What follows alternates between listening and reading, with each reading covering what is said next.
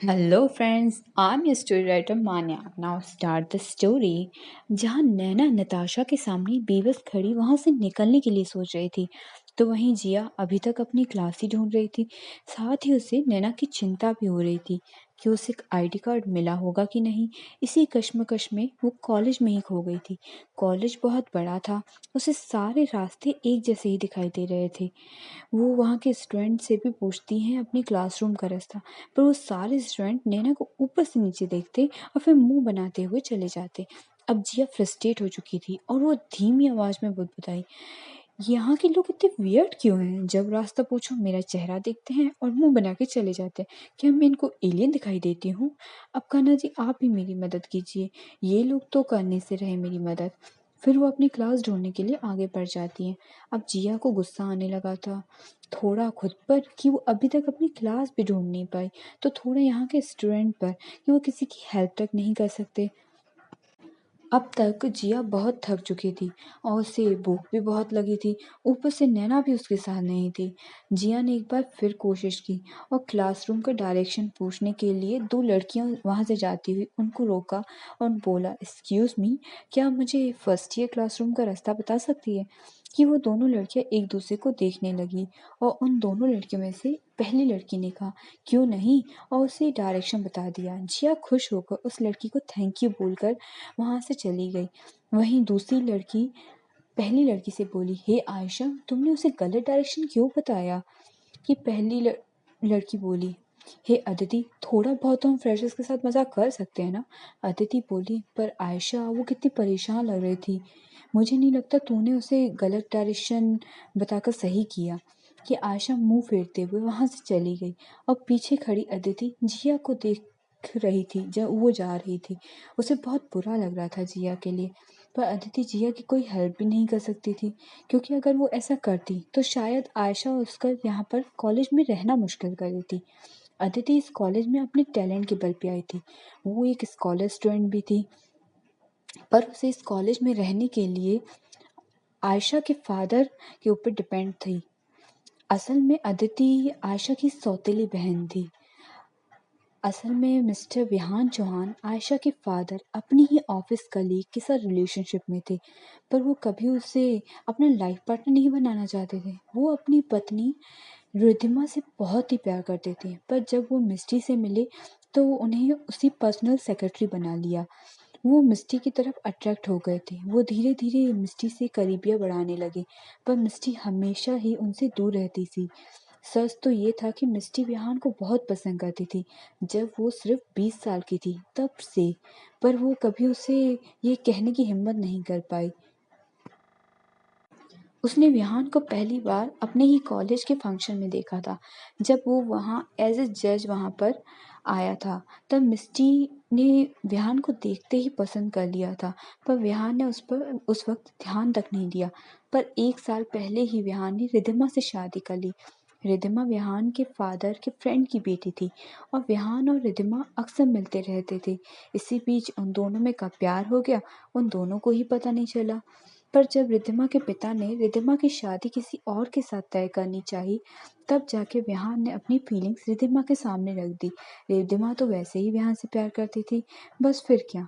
विहान और रिद्धिमा के पिता को ये बात पता चली तो वो खुशी खुशी उन दोनों की शादी करा दी। विहान और रिद्धिमा दोनों ही अपनी शादीशुदा जिंदगी में बहुत खुश थे, पर मिष्टी एक अच्छी जॉब की तलाश में यहाँ आई थी। उसे ये नहीं पता था कि विहान की कंपनी है ये, पर जब उसे ये पता चला तो वो बहुत खुश हो गई। पर फिर उसने सोचा कि वो विहान से अपनी फीलिंग शेयर नहीं करेगी, नहीं तो विहान शायद उसे गलत समझ बैठे कि उसने पैसों के लिए उसे प्यार किया, इसलिए वो अपने काम पर ही फोकस करेगी। मिस्टी को नहीं पता था कि विहान की शादी हो चुकी है। उसने कॉलेज के बाद विहान को कभी देखा ही नहीं। आज दूसरी बार वो विहान को देखने वाली थी।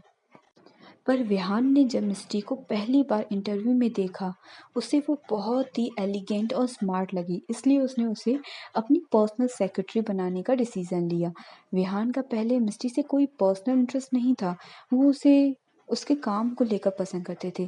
पर धीरे धीरे विहान को मिस्टी अच्छी लगने लगी और उसके उनके दोनों के बीच करीबियाँ बढ़ने लगी। मिस्टी उसे दूरी बना के रखती थी, क्योंकि उसे लगता था विहान के लिए वो सिर्फ बस टाइम पास ही है। पर जब विहान ने उसे कहा कि वो उसे प्यार करने लगा है, तो मिस्टी भी उसके करीब चली गई। फिर कुछ वक्त बाद ही जब वो विहान की पर्सनल लाइफ में इन्वॉल्व होने लगी, तब जाके पता चला कि विहान शादीशुदा है।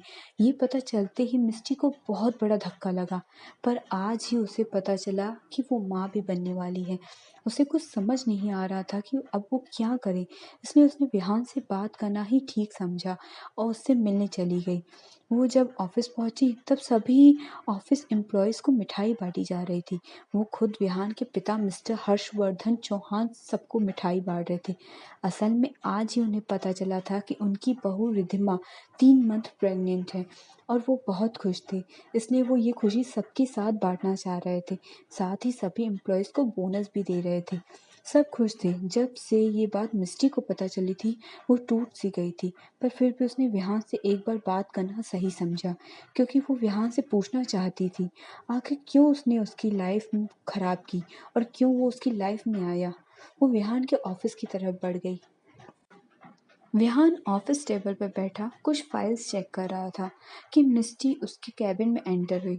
मिस्टी को अपने कैबिन में देखकर विहान थोड़ा हड़बड़ा सा गया, क्योंकि उसे पता था कि मिस्टी को आज ही उसकी शादीशुदा होने की खबर पता चली गई होगी।